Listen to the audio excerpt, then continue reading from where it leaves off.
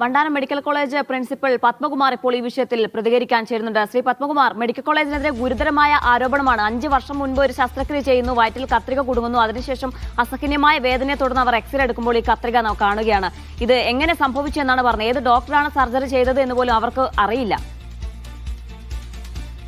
ഇന്ന് മാത്രമാണ് നമ്മുടെ ശ്രദ്ധയിൽ ഈ വിഷയം പെടുന്നത്. കാരണം ഇന്ന് വയറുവേദനയായിട്ട് നമ്മുടെ ഒപിയിൽ വന്ന് പരിശോധനയുടെ റിസൾട്ടുമായിട്ടാണ് വന്നത്. കഴിഞ്ഞ ദിവസം അവരൊരു യൂറോളജി ഡോക്ടറെ കണ്ടപ്പോൾ എക്സ്റേ എടുത്തപ്പോഴാണ് അവർക്ക് ഈ ഒരു സംഭവം മനസ്സിലായത്. അതുമായി ബന്ധപ്പെട്ട് എക്സ്റേ ആയിട്ടാണ് അവർ ഇന്ന് നമ്മുടെ ഒപിയിൽ വരുന്നത് രാവിലെ.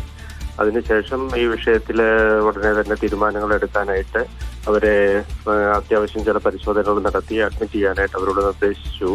അപ്പോൾ അവര് വീട്ടിൽ പോയിട്ട് നാളെ വന്ന് അഡ്മിറ്റ് ആകാമെന്നാണ് പറഞ്ഞിരിക്കുന്നത്.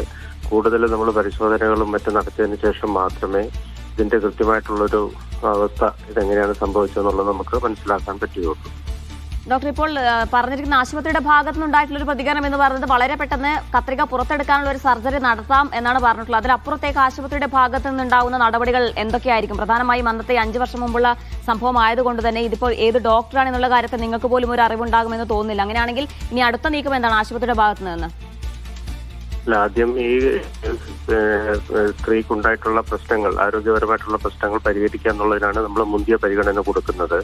അതിനുശേഷം ഇപ്പോൾ നാളെ തന്നെ മറ്റ് ഡീറ്റെയിൽസ്, അതായത് അന്ന് നടത്തിയ സർജറിയുടെ വിശദാംശങ്ങൾ, അന്ന് ആരൊക്കെയാണ് സർജറിയിൽ പങ്കെടുത്തത്, ഏതൊക്കെ സ്റ്റാഫ് മെമ്പേഴ്സാണ് അതിനകത്ത് ഉണ്ടായിരുന്നത്, എങ്ങനെയായിരുന്നു അതിന്റെ സർജറിയുടെ നോട്ട്സ്, അതെല്ലാം നാളെ തന്നെ നമ്മൾ രാവിലെ ശേഖരിച്ച് തുടർന്നുള്ള മറ്റു നടപടികളിലോട്ട് കടക്കും. അപ്പോൾ ആദ്യം പരിഗണന കൊടുക്കുന്നത് മുഴുവൻ ഈ സ്ത്രീയുടെ ആരോഗ്യപരമായിട്ടുള്ള കാര്യങ്ങൾ സംരക്ഷിക്കുക എന്നുള്ളതാണ്. അതിനുള്ള നടപടികൾ ഇന്ന് തന്നെ ആരംഭിച്ചിട്ടുണ്ട്. നാളെ രാവിലെ അവർ ഒന്ന് അഡ്മിറ്റ് ആകാമെന്ന് പറഞ്ഞിട്ടാണ് ഇപ്പോൾ വീട്ടിൽ പോയിരിക്കുന്നത്.